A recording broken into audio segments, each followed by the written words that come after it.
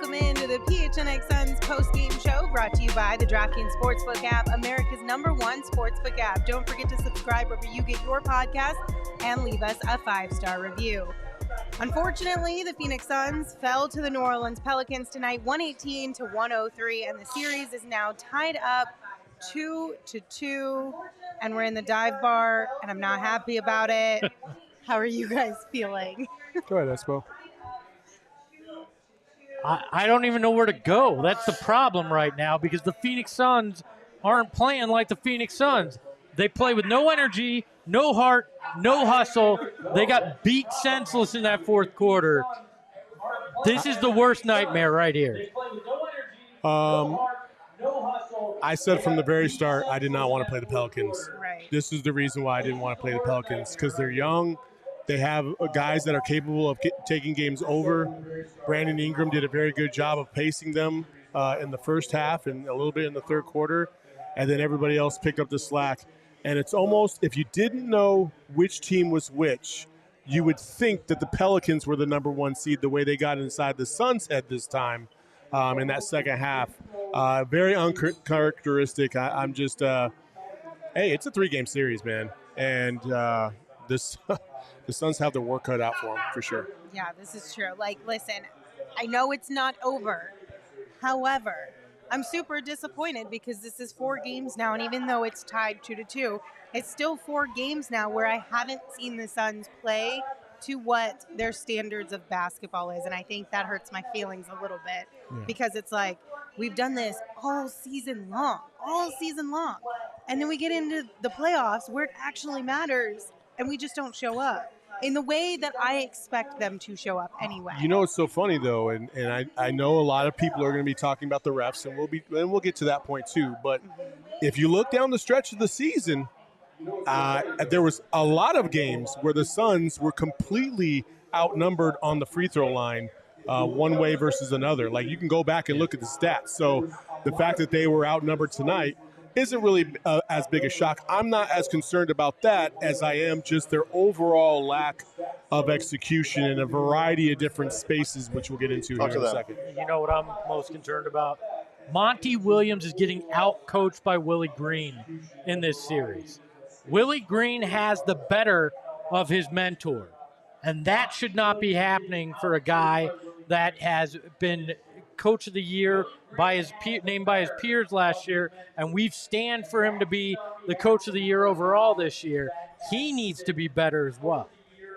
All right, well, let's get into it, guys. You wanted to talk about these subjects, and we've got even more of them to get into. Saul, let's start with some drinks because I think we could all use them. Yeah, let's What go to are the we bar. drinking tonight? We got an Alvarado on the rocks because, this little pest, I mean, he made it rocky for Chris Paul all night long. He made it really tough for Chris Paul.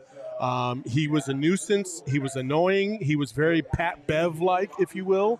I would even say that he got away with a little bit more physicality than I think Pat Bev does.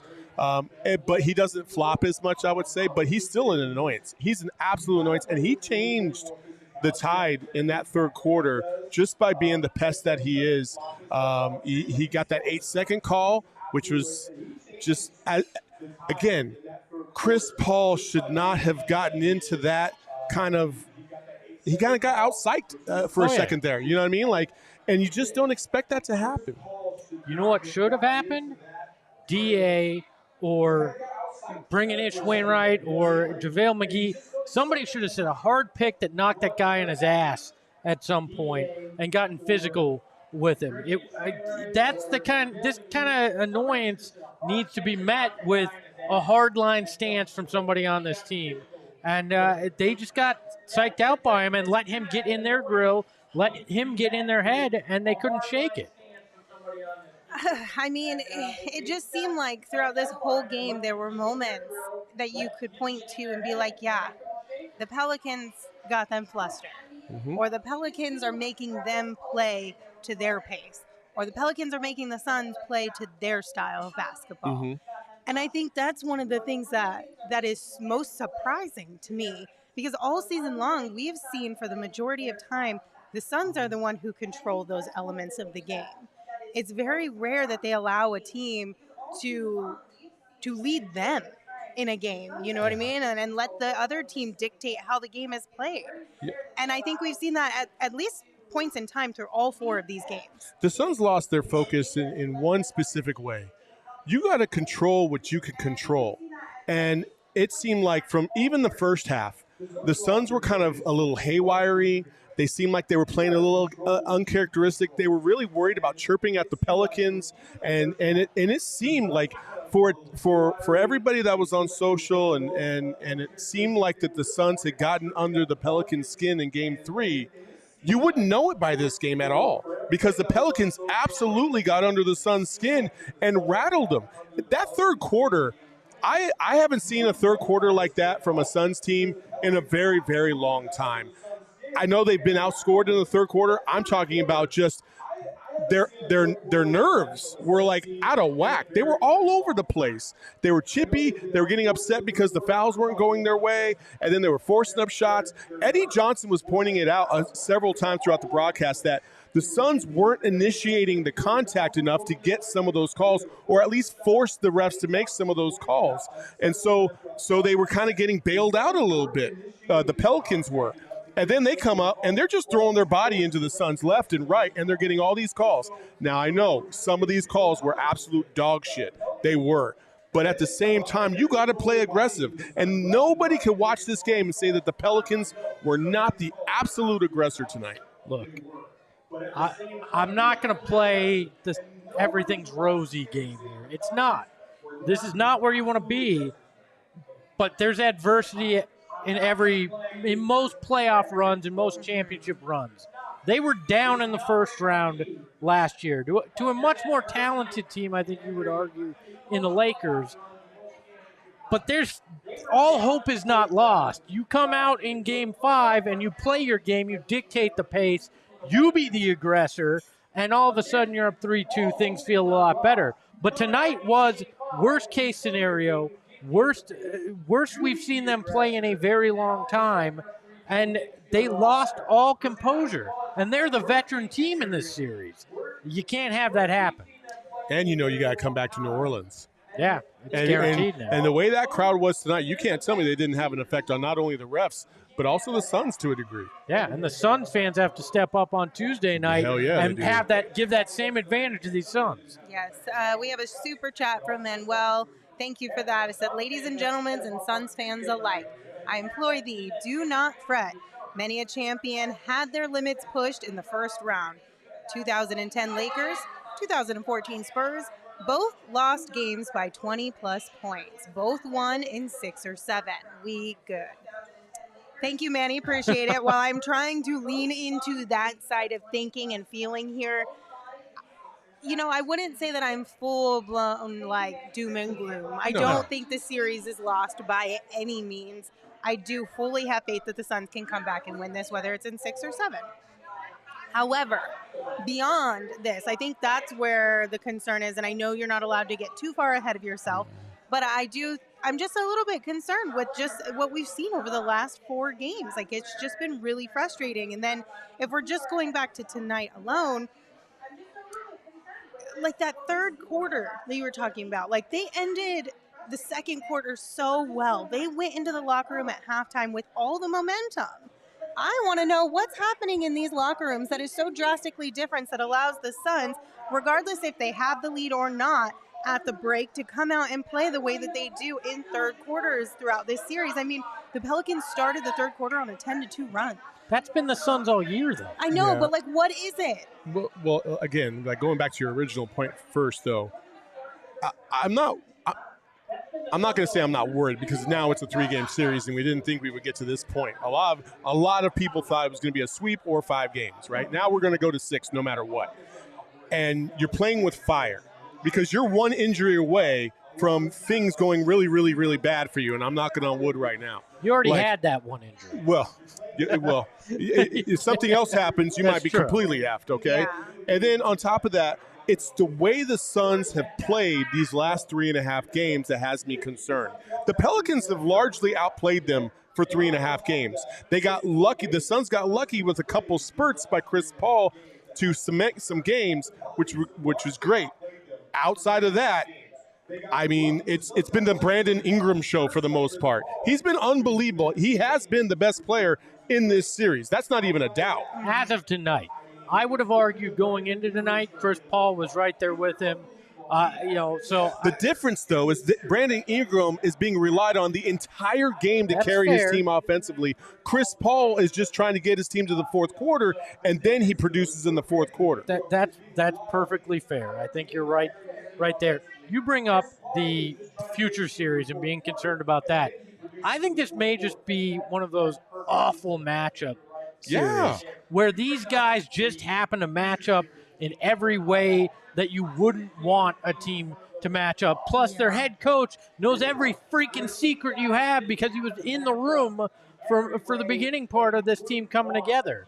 So I worry less about what it means for the future. I worry about getting through these next 3 games with 2 wins. That's concerning to me. Like, people want to talk about the refs. Like, somebody in the chat said, come on, Saul. Granville Jones says, come on, Saul. The refs gave the Pelicans every call from the jump ball till the score was out of hand. Okay, but the Suns were down by 4.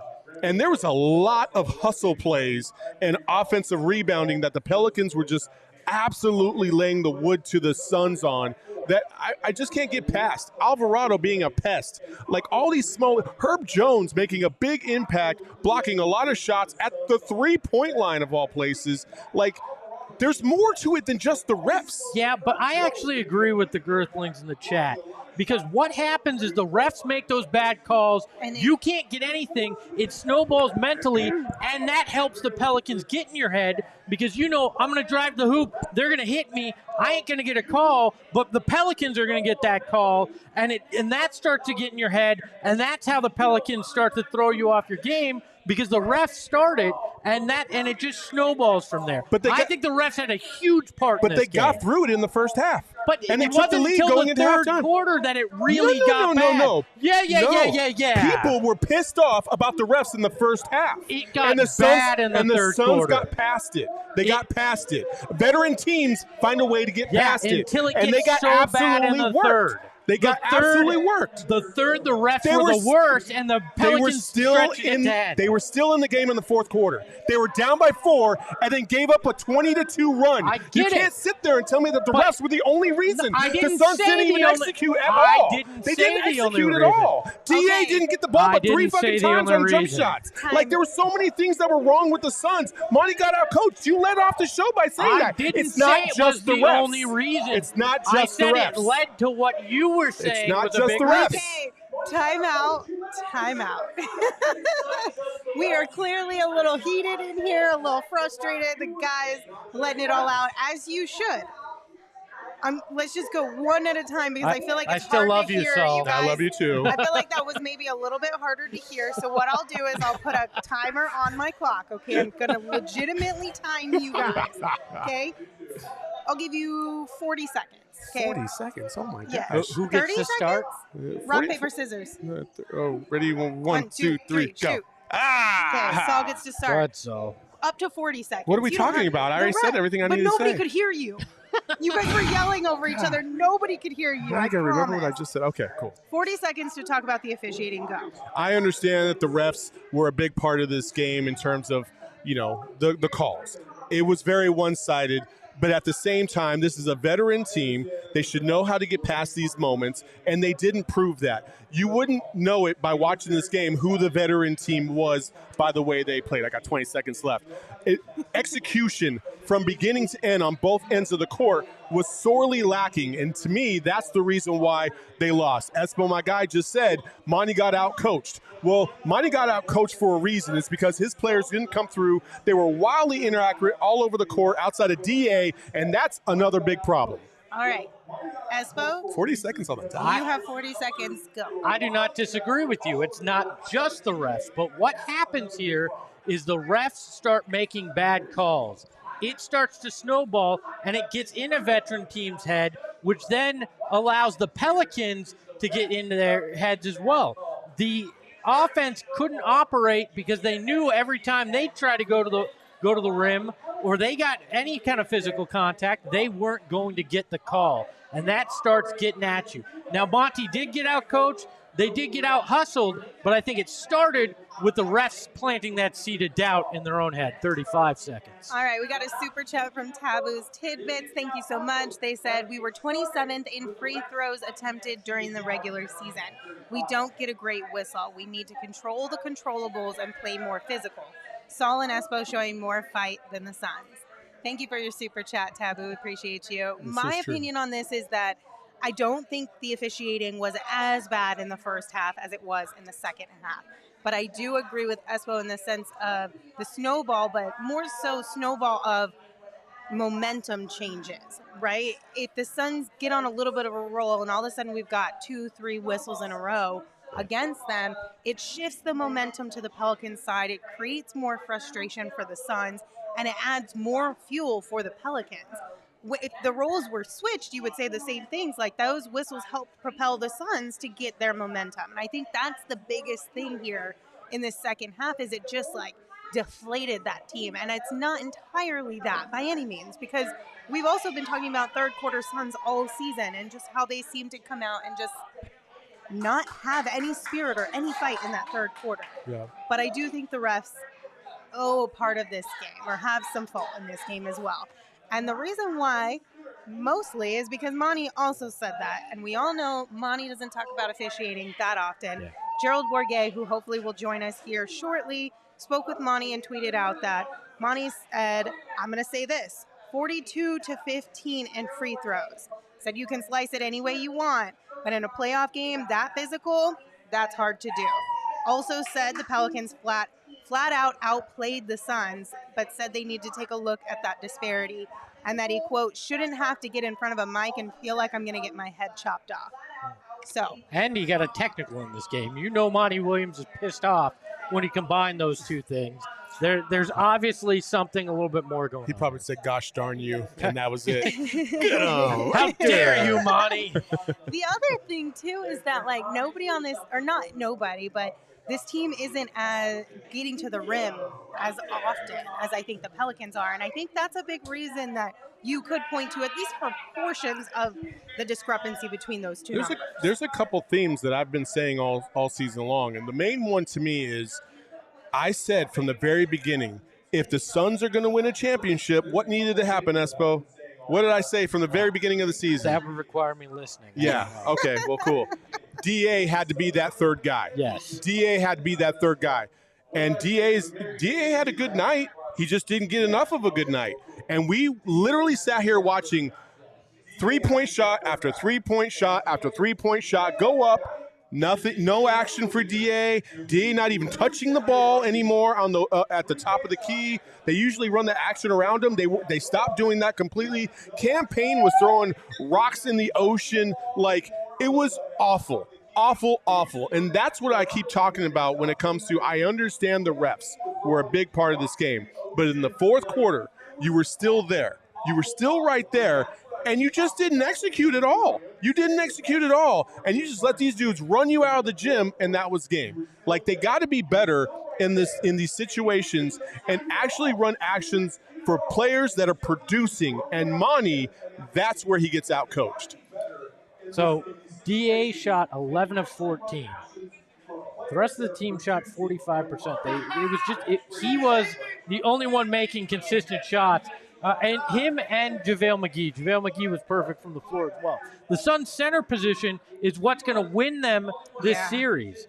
But if you go away from it, you will lose. Because that is the as weird as it sounds, the strength of the Suns right now is in the middle. And they need to take it to them like that. Well, especially when you consider that, what did we finish with as far as three-point shooting tonight? 26%. Okay, wait. Oh, wait, this is a different one. Sorry, I was like, wait, hold on. That's a game against Sacramento, unfortunately. That's a big difference, yes, 26%. Obviously better than Friday, but still, there were so many missed open shots. A lot of them were hardly contested, if contested at all. So if you're shooting like that, there's two sides of the coin. Yes, you want to try and shoot your way through it, But also, this is the playoffs. We have to win games. If you know going to your center position is going to win you that game, why are you not doing it? At some point, you have to accept you're not hitting that shot and go to what's working. I don't like we got to shoot our way out of it. At some point, just go, you know what, it ain't working. And like you're saying, we got to do what it's going to take to win this game. They didn't do that tonight. They totally ignored what was working and just kept jacking threes. And that's not the way they're going to win this series. Unless they start hitting those shots, they're not going to win the series. You got to win it through the center position. I'll also say this: I'm off Payne right now. Payne's lost. He's completely lost. Aaron Holiday comes in less than a minute. He gets 7 points. You can see that he's agitated that he's not playing. I think he got a tech right there, didn't he? Yeah, he got a tech because he's probably like, "Fuck this!" Like, why are these bums playing and I can't even get any run? We're getting absolutely mollywopped out here. Hello. Did you steal that from the Gerald Bourguet? Can I get a little bit of run, please? And I know other people in the chat want to see Aaron Holiday, and I don't give a shit about this whole narrative that Aaron Holiday doesn't understand the plays yet, or he hasn't had enough time to understand the nuances of the game. If you can ball and it's rocky out there, you need guys that are going to produce. Aaron Holiday will produce. I'm pretty sure the playbook doesn't say Payne should run down, jack it up, and miss by 3 feet from the rim either. I don't care at this point. Payne did one good thing tonight, and that was the dunk. That was it. Then he followed up with a turnover, an air ball, and a foul. Yep. I mean, the dunk was nice, though. So Sure. There's that. We have another super chat from Taboo's Tidbits. Says, do we think Cam Johnson found his shot in the second half after airballing, barely hitting the rim after his first 2 shots? I'd love to tell you, but they took him out, and they replaced him with Payne, and I still don't understand why. I get he was in foul trouble, but at the point you were at, foul trouble doesn't matter. You needed the offense. You needed a guy out there. Payne wasn't the answer. I don't know. I don't know where Cam Johnson is.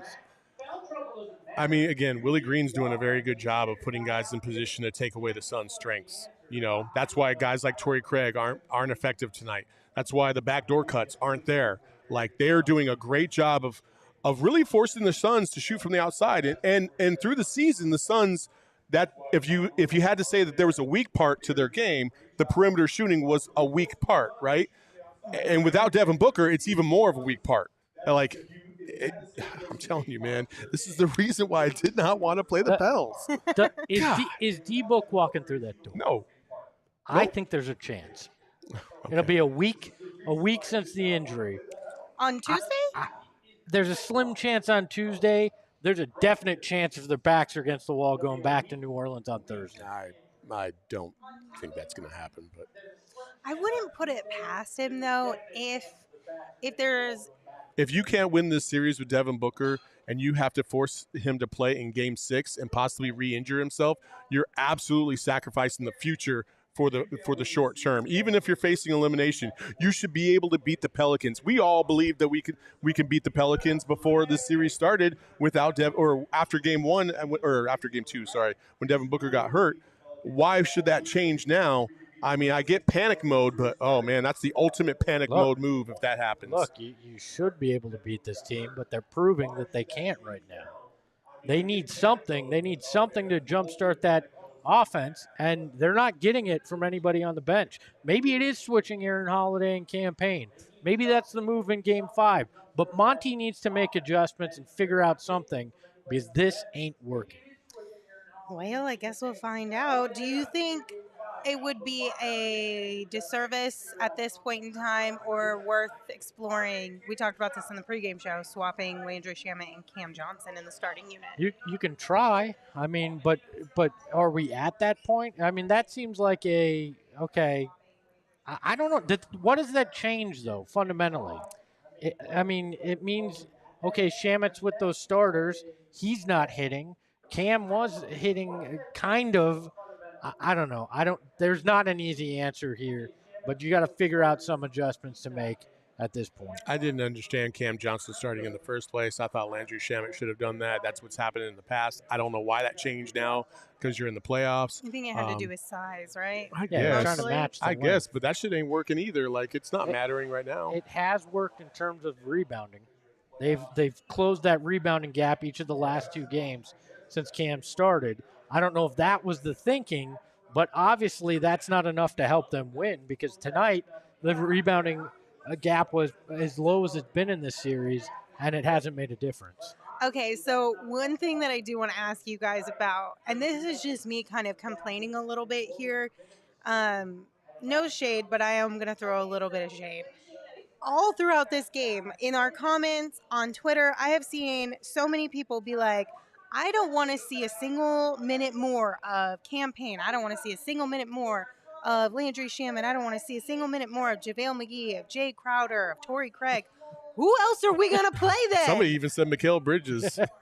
Like, Ish dude, Wainwright, we're talking 40 about minutes. half of our team here. You guys, like, what are we doing then? But Listen, that's the what Suns happened. need to make a mid-tournament trade Quit it. for Steph Curry and Giannis, and everything will be okay. Look, I don't understand the JaVale McGee hate either.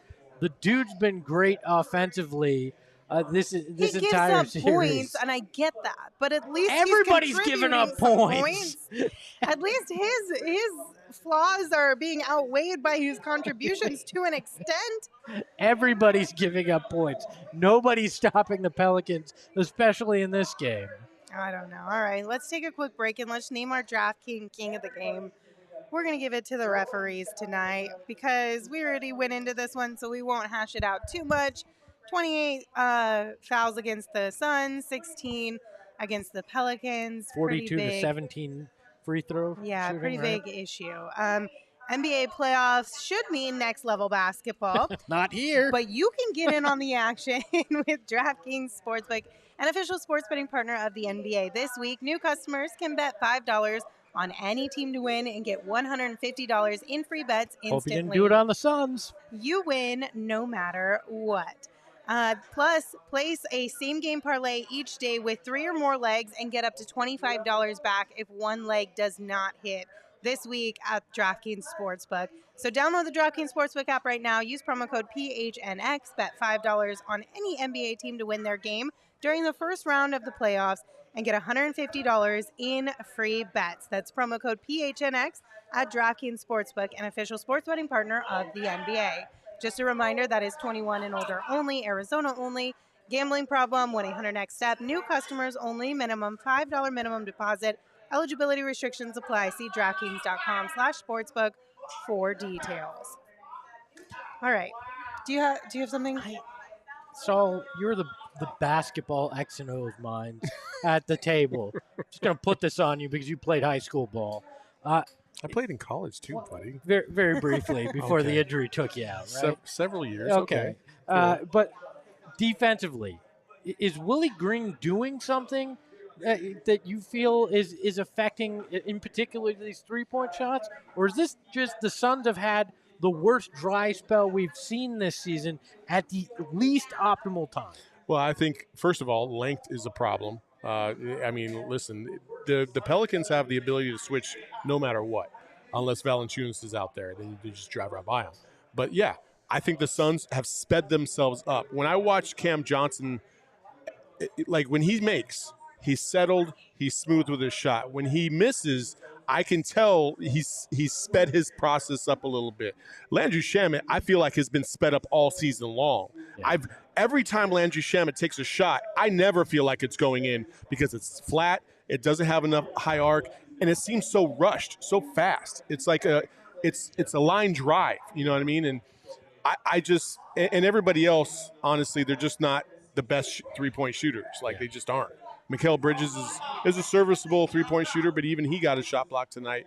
Chris Paul, not the greatest three-point shooter. I think he had one of the worst three-point shooting seasons of his career this year. You know, like, you go down the line, it's not the greatest three-point shooting team in the NBA, and the Pelicans are forcing the Suns to try and shoot from the perimeter to stay in the lead, and it's working out to their advantage to a degree. And you've lost the gravity that is Devin Booker, which impacts their ability to close out on you in defense too, right? All right. Do you guys want to talk a little shit? Have we not been doing that all? Oh, I guess What about not. the Pelicans? Oh, I thought we were- less about the Suns, more about the Pelicans. Yeah, I thought we were talking about the shit we had to watch. Yeah, tonight. I mean, yeah. No, I want to trash talk the Pelicans Let's a do little it. bit Okay. because Mike V. Hill shared this highlight from tonight's game, and what it is Herb Jones shoving Chris Paul, and pretty aggressively. And of course, there was no foul called on this play. Yeah. And here's the deal: I said after game one, I'd give Herb the benefit of the doubt because he obviously caught DA with the shoulder to the jaw, right? I said, I'll give him the benefit of the doubt. If he's a dirty player, he'll do it again during this series, and then he'll prove me right or wrong one way or the other. Well, now with all this new information, I think I've changed my mind, and I feel like that was intentional now, or at least, at the very least, it could have been intentional. How is that play any different than what Jackson Hayes I was just did about to say that. Yeah. did to Jae Crowder? It's Great the question. same exact play. Different ends of the court, but same exact play, almost a carbon copy. I don't get how that's not a flagrant 2. Again, going back to your point, bring in Bismack, bring in Ish Wainwright, bring in somebody to lay the boom on some of these dudes because, hey, the Pels are playing. They're playing dirty, they're playing scrappy, and they're playing physical, and they're getting away with it. Yeah, I don't know. I'm just a little bit disappointed in how not even just physical, but kind of dirty this series has been now, because 100%. every single game except for game 2, at least that I can think of off the top of my head, a Pelicans player has gone out of their way to either try to injure a Suns player or at the very least just like a dirty play. Well, and people, Right? and people are trying to say, "Oh, CP3 doing that." Can we show what was called a flagrant 1 on CP3? Because when you compare this to what we just watched from Herb Jones, I don't see it as bad. If you watch it, I mean, at least there was a ball in that play. and he was going for it. Granted, they say, he hits him in the face. Fine, call that a flagrant 1. But if that's a flagrant 1, what happened to him is a flagrant 2. There's no doubt about it in my mind. I don't get it. But if the Pelicans are going to be the aggressor, the Suns need to be the aggressor at home. They need to make it very clear we won't be pushed around. And if you want to fight, we'll fight. We'll go at it. We're going to go toe-to-toe. But tonight, they packed it in. They stopped fighting. They just shied away from it.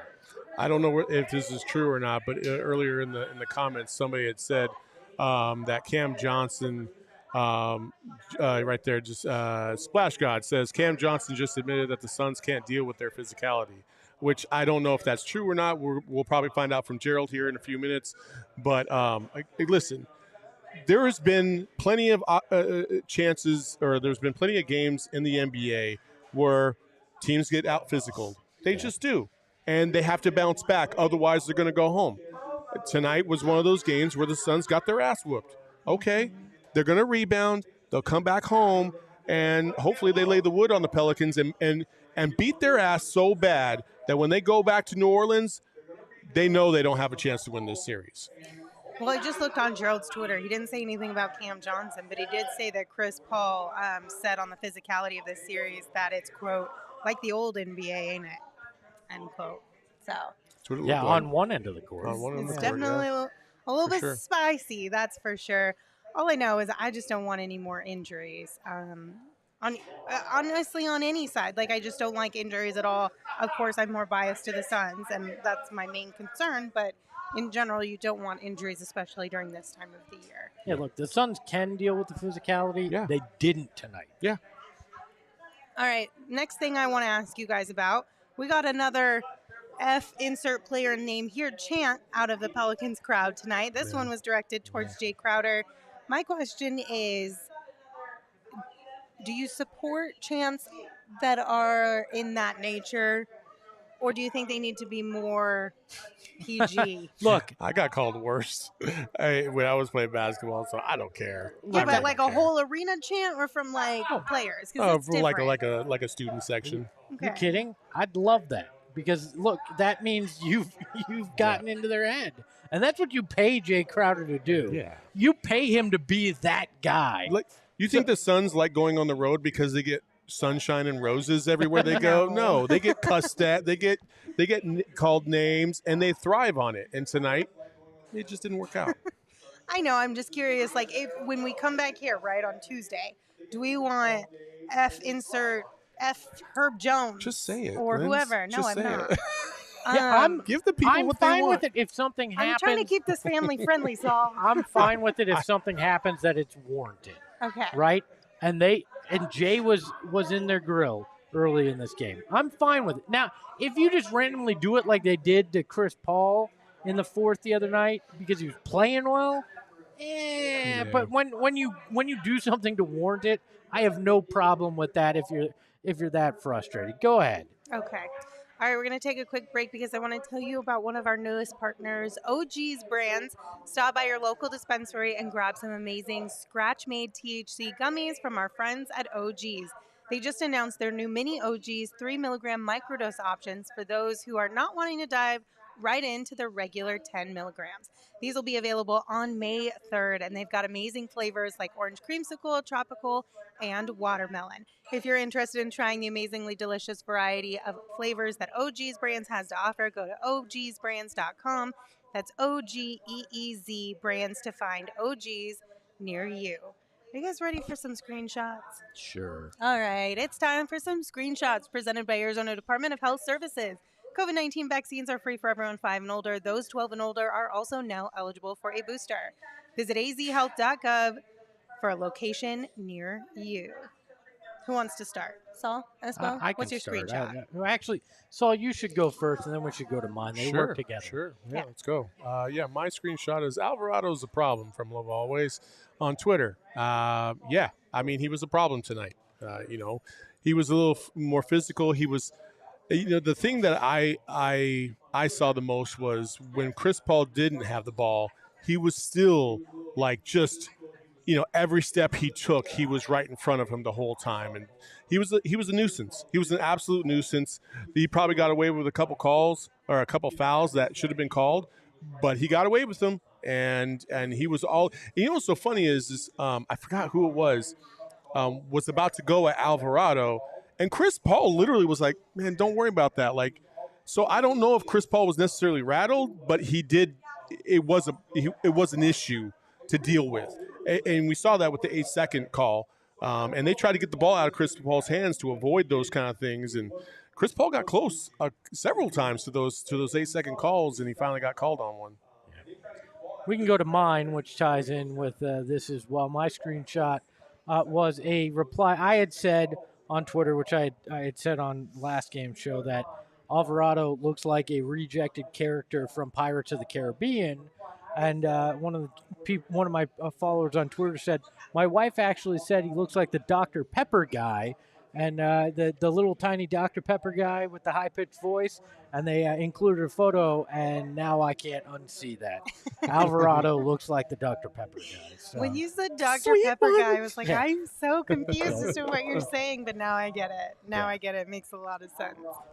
Little Sweetness, Rude Boy in the chat said is his name. So. Little Sweetness. All right, just one more time, a reminder that COVID-19 vaccines are free for everyone 5 and older. Those 12 and older are also now eligible for a booster. Visit azhealth.gov for a location near you. I will say this. So, this is Chris Paul, right? If you're worried about where the Suns are going to be and what's going to happen, like, just listen to this quote from Chris Paul, and it kind of just calms you down, right? On Jose Alvarado, they asked him. He said, quote, "He's a good kid, man. He plays hard. He's a good energy guy." That's it. Like, to me, that tells me that Chris Paul's not necessarily worried about a guy like Chris Alvarado. He's seen guys like Chris Alvarado a million times in his career. He knows how to handle it. Maybe tonight he didn't handle it the best, but he knows moving forward how to get around that, and I'm sure they'll have a plan next time. I missed one other one. We don't have a picture, but I just saw this, and I missed it earlier. Apparently, at the end of the game, New Orleans fans were chanting "Pels and 6." I officially feel better about this series. The basketball gods do not reward you well when you start a chant like that. Oh, my goodness. All right, guys, I have a few things that I want to ask you. We're going to play a little game of something, nothing, or everything. First and foremost, let's take a look at this tweet that happened to come across Twitter with some information about Chris Paul's left hand. So, Olhe Castle? Sure. I think that's how you pronounce it. Ole Apologies, Cosell. apologies if I Cosell. said it wrong. One thing to keep an eye on, Chris Paul didn't look very comfortable warming up out of halftime. He kept on flexing his left hand after every shot. Suns training staff played around with his hand in the midst of all that. CP3 did attempt only 3 field goals in the first half. And then we also had a comment from Long John Silvers in the chat that said at halftime he had to see the team doctor to look at his wrist. But Is this something, nothing, or everything? Is this all emanating from this one tweet? Because I don't know this gentleman. I don't know where this information's coming from. Everything I can see from post-game comments is there's nothing that's been said about it. So I think it's nothing right now. But if Gerald comes on and says, "Oh yeah, they said something that it just hasn't come through on social," I reserve the right to say it's something at that point. Okay. Saul, what are you thinking? It's nothing. I mean, it's the playoffs. You're going to get banged up. Mm-hmm. People are going to get hurt. It's his left hand, so it's not a shooting hand. Yeah, you get through it. I'm going to say, if it is true, I'm going to say it's something. Because even though it's not a shooting hand, it's still, he dribbles with that hand. You know what I mean? And granted, yes, he did play with basically one arm last year and was able to get through that. But I'm going to say it's something. But on the lower side of something. Cool. So next up, something. Well, Gerald's here. You Well, don't want to go to Oh, Gerald? I didn't let's see that finish this Gerald up. was here. Gerald can wait a second. What's the next one? I only have one more for you. All It's right, fine. let's just get He's got to to it. write a story. Gerald okay. can answer this question. Okay. Bring Gerald in and we'll just say hello to him in a second. All right, Gerald, we're playing a game. You join in. Something, nothing, or everything. DeAndre Ayton shot chart this evening, or just the differences In the fourth between quarter. the first That's the half fourth quarter. and the second. It's everything. If you do not get the ball to DeAndre Ayton when it matters, you are failing as a team. And tonight they failed in the fourth quarter by not getting him enough touches and not getting him involved. Gerald? I mean, I'm going to say nothing. I mean, that's not the reason that they lost that game and got blown out in the fourth. Like it was the fouling, it was the lack of defensive stops, it was just being out toughed. I hear an echo in there. What do you think, Saul? I couldn't hear anything Gerald said, so. But do you think it's something, nothing, or everything? I think it's something. You know, the Suns were struggling to find shots, and they didn't really run any action for DA. I'd like to see him get a few more shots. That's all I'm asking. You know, instead of a bunch of long-range bombs from Payne, I'd rather avoid that. All right, Gerald. Well, welcome into the show officially. Thank you for checking in with us. You got to talk with Monty and a few of the players. Let's start with Monty. What did he say about this one? Yeah, I think the first main takeaway was obviously that the Pelicans just outplayed the Suns. They out-toughed them. And it was very uncharacteristic, but we've said that a couple of times in this series now, where the Pelicans have just sort of been the aggressors in that regard. Monty, Chris Paul, DeAndre Ayton, they all said that they played hard, but the Pelicans just played harder than them. And Monty obviously also pointed out the free throw disparity, 42 to 15.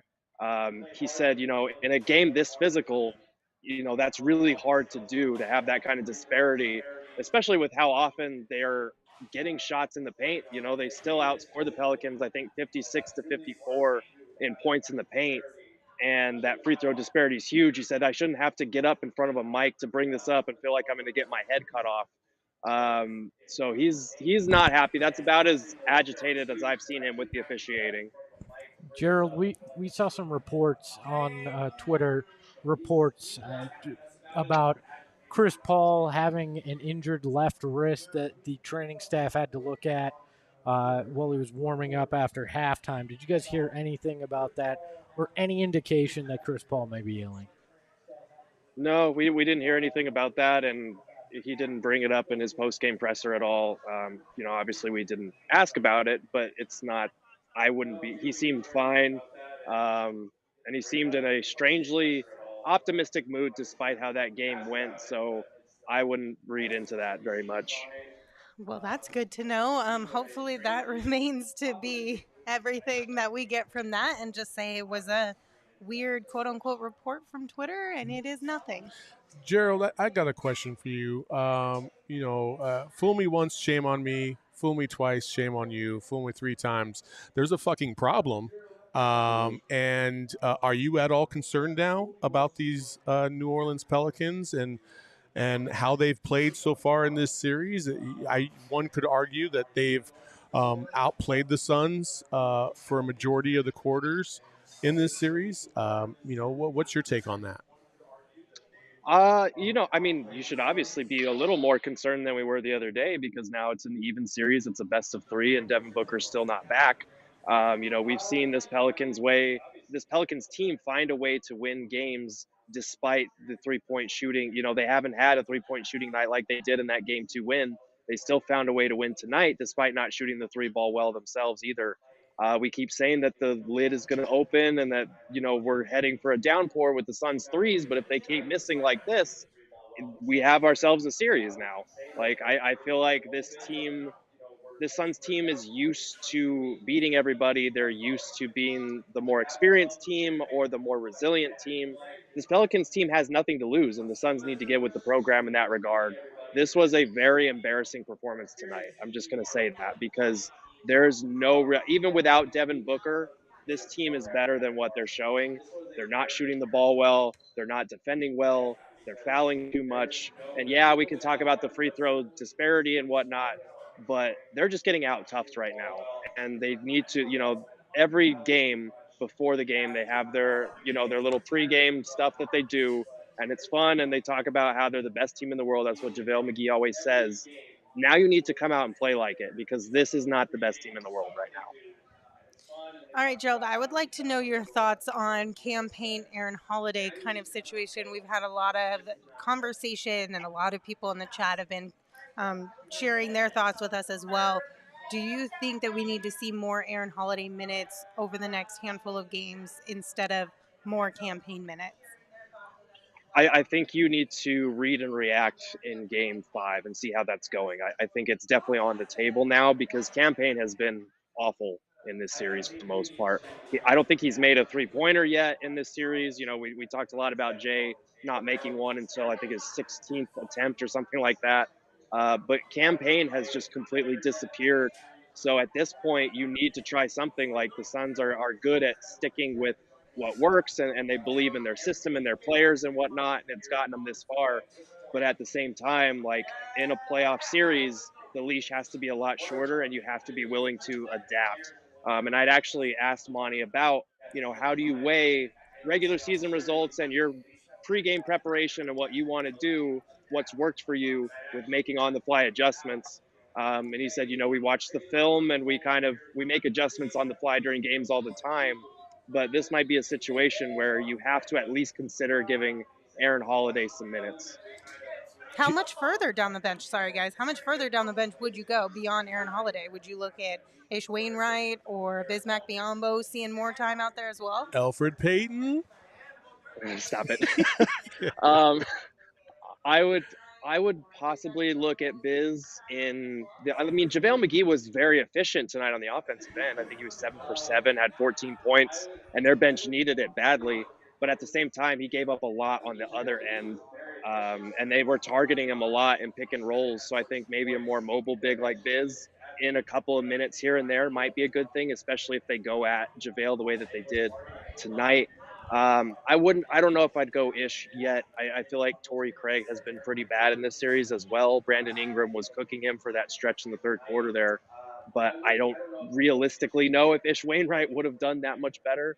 Maybe if Torrey Craig is bad again, just like Payne in Game 5, you consider throwing some minutes Ish's way. But this is on the starters more than anything. They need to play more minutes and they need to produce more when they're out there. I know Mikal Bridges has his handful with CJ McCollum, and he's done a really good job defensively, but they need a little bit more out of him on offense. They definitely need more than what they got out of Chris Paul tonight. They just need to be better. They need to play like the team that we've been watching all season long. Gerald, another internet report I need you to address. Is that a schmedium shirt you're wearing tonight? Smedium with the girth. I have no comment on that. No. I think that's the appropriate way to go with that one. I see the Suns No aren't the only sources. ones taking L's tonight there, Espo. Oh my I love you, gosh. Gerald. Come back safely. I'm just joking. And don't beat me up when you come back. That's Gerald, fine. is there anything else that stood out to you from talking with Monty and the players tonight that you'd like to share with the group? Yeah, I think the two things are, with the 3-point shooting, they still have the faith and the belief that we've got to keep letting them fly, and eventually they're going to start dropping just because of the law of averages. But they do need to take more 3-pointers. They only had 27 tonight, and a lot of those came in garbage time down the stretch. They need to find a way to generate more threes. And the other thing is, as bad as this feels right now, being tied 2-2 and heading back home, it still is a best-of-3 series with the Suns having home court advantage. I know it feels like the Pelicans have outplayed them in this series, and there are a plus 12 on the scoreboard overall, but it's mostly from the third quarters. Like, they've got to find a way to cut down on those third quarter runs that the Pelicans start every second half with. And it's game on now, and this is where the Suns have typically been good over the last 2 years. Now we're really going to see what this team is made of, and also hurry back Devin Booker, because good Lord, can you imagine what happens if they drop Game 5 at home? Okay. Thanks, I don't want to Gerald. see that one. So on that positive note, Yeah, we're going to say goodbye. Thank you, Gerald. We appreciate you, of course, as always. Oh, Yep. wait. tell all the swamp people I said Wait. hi. Enjoy your fan boats, You you ain't got losers. beignets. You ain't got beignets. Report. I did. What'd did. you think? They were delicious. I do like Cafe Du Monde. I need to. That's the only beignets I've ever had in my life, so I need to try more though, so I have something to compare it to. So not overrated. No, they were really good. Suck it, Lindsay. Yep, there you Whatever, I'll go. take that out. Whatever. At least I brought it up for you guys. I give them the opportunity to tell the truth. All right. Bye, Gerald. Bye, guys. Always nice to hear the echo The of echo, yes. Suck It Lindsay in the background. Good job, Espo. Just a quick reminder, Gerald will be writing articles over at gophnx.com following tonight's game. They'll probably be up either later this evening or tomorrow morning. So if you're not a member yet, be sure to become one today. Again, gophnx.com. And depending on what option you choose, you can get a shirt from our locker room absolutely free. Do you guys want to round out the show with a producer surprise? I feel like we need a little bit of something. Yes, something. please. Something to pick this up, Something please. fun. Shane, please help. Before we start, I did just want to apologize to everybody watching tonight that got to see my face on camera. I actually thought that was really I funny. have no idea how that happened. I literally didn't touch anything. It just Sure. decided to look at me. Anyway, so refereeing is a big part of the discussion tonight. So I Yeah. was wondering if you guys could referee any normal life situation, if that's something you do every day, what would you have officiating in? Like, mine would be like eating at a restaurant. Like, if somebody starts eating too fast, I want them to get just a timeout, relax a little bit, maybe a technical here and there. But in everyday life, what would you like to see officiated? Am I officiating, or are we having actual No. officials in There this? are actual Okay. officials there. Oh, I'd wait, like to. you're not officiating? No. You're the one who's doing the action? Yeah, I would like to officiate a first date. I think that'd be fun. You know, like, ooh, that's a technical. You should not have not opened her door or something like that, I right? think you misunderstood the assignment that I just I? asked for clarification on, or did I? No, he's asking any situation. We're not refereeing it. You want referees in said situation. But Saul's answer But is that also still correct. works, He can right? he can also Oh. your answer can also be I will officiate No, something. here it Oh, is. okay. Any argument with my wife. I was going to go the same way, Yep. but then I realized I very well may have a discrepancy like the Suns had tonight, and I don't want to know that. I In the chat as well. am thoroughly convinced that I win most of my arguments against my wife, but somehow I have a losing record. I don't understand But- this. It's I complete bullshit. totally I would like to understand. have a referee there. I do- totally understand. You guys always think you win, but you never do. I do understand it, and I would have L's with officiating. Probably even worse, because my wife is kind enough to let me win every once in a while. So I think the refs would probably screw me even worse. Listen, Espo's only saying that because his wife is literally watching Not the show true. right now. My wife doesn't watch the show, so I can tell you guys the truth, what really happens. I only speak the truth when it comes to that. If I could have officiating, I think it would be on this show. I would like to know who actually wins some of our dumb arguments. I'd like to know if if animals are insects, all these things. I need a true referee We and know a the challenge. answer. Yeah, that You answer- shut up, Shane. It's literally science. It's true. I want a challenge flag on this show, like the whole thing. That's a good one. Maybe we hire refs in studio for Tuesday's show. I really like Saul's first one of like, could you watch it if you think about it as like a reality show? Like we're all into dating shows, or at least a good amount of the population is. The ultimatum. If there was, I haven't watched it yet, but I've heard really good things God. about it. Well, frustrating things, I guess. Anyway, if there was a dating show with an official on all of these dates, like that would be kind of funny.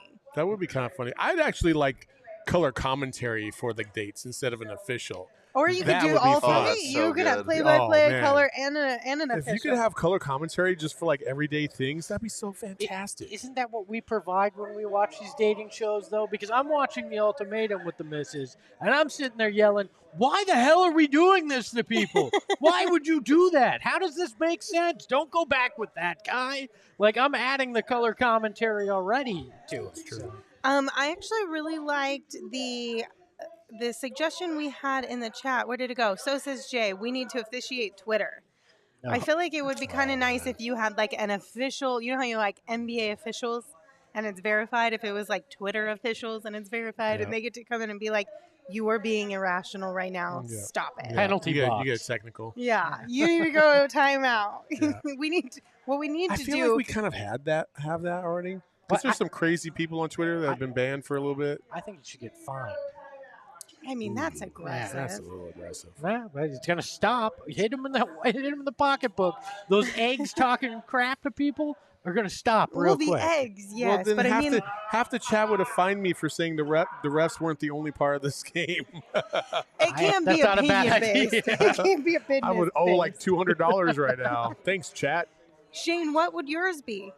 Another thing I thought of was driving. I know like cops are basically officials for driving, but like literal referees. I don't know where they would be stationed. Maybe they're in their own cars, like sticking a head out of the sunroof. But I just whistles in more situations. That's what I want. I want whistles in everyday life. I don't know about that. That sounds like a kink for Shade. I want whistle. Oh, Oh my fucking god! Long John Silvers in the chat said that would suck. NBA refs suck. I'm not talking about the NBA refs being the officials for Twitter. They're going to have their own separate group of people who are maybe better. Now I want NBA officials to be officials for all these things, so we can just get irrationally pissed off at every last Or thing. just you get like you have the fight, right? You have the argument with your wife or whatever or significant other, and Scott Foster's just having a bad day. As soon as you walk through the door, you're already taking a tea. You're like, You're out. All I did was just walk in the room. Yeah, He's but your face said it all. yeah, that's it. Tea right there. What, Chris Paul? What? Oh, okay. I'm sorry, Saul. Oh my God, that's fantastic. I'm going to have to think about this more because I feel like we're forgetting some really good options. So you just gave me shivers saying Scott Foster. If he shows up on the officiating crew on Tuesday, Be ready.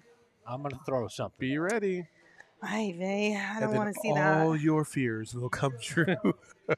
Hello, darkness, my old friend. All right, so what we're going to wrap up with now is now that we've spent an hour venting, complaining, putting it all out there on the table, how are you feeling now? We'll be fine. We'll be fine. I'm concerned, but we'll be fine. Okay.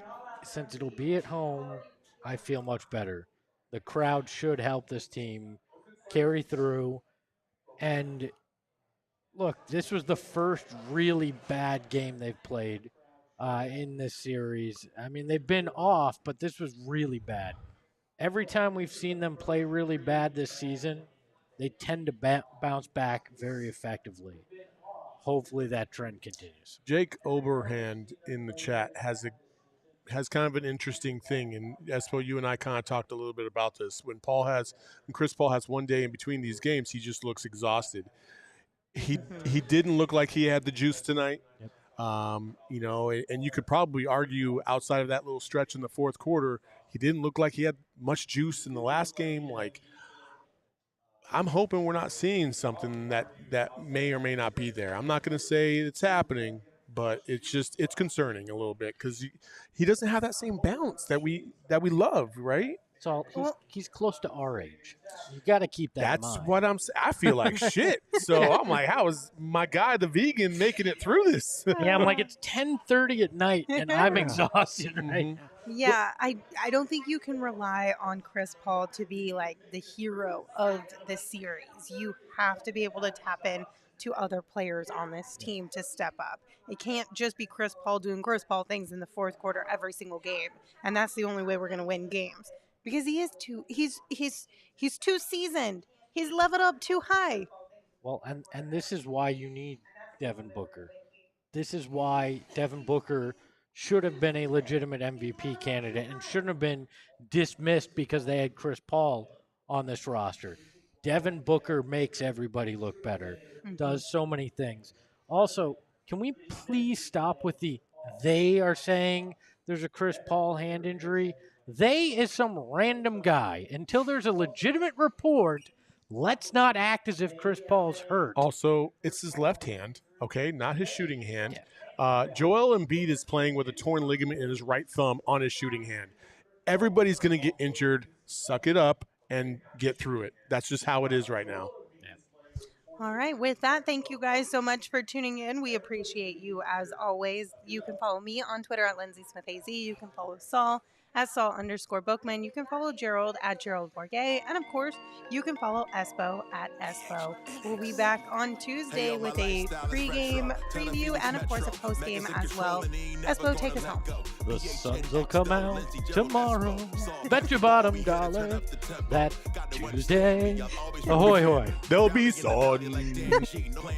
Always on the job, my team move like the mob. Turn the beat on, I throw it down like DA on the lot. Best combo since KJ, Marley, and Charles. If you squad, just sitting on the chat, get involved. Rhymes say it's got flavor, known to shine greater. Glide like time change.